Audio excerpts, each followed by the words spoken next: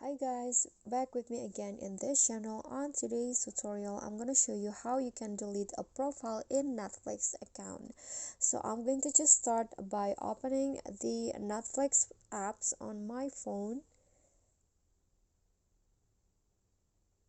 Okay, so in my Netflix there are two profiles as you can see here, and to delete one of this profile, just click on the pencil icon at the top right corner and then click on the profile that you want to delete.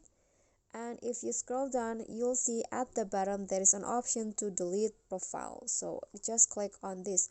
Or if you already open your Netflix, for example, if you're already in your Netflix here and you want to delete a profile, just click on your photo at the top right corner and then here click on manage profiles, and after that click on the profile that you want to delete and then click on delete profile, and here you just click on the delete profile, and now the profile has been deleted.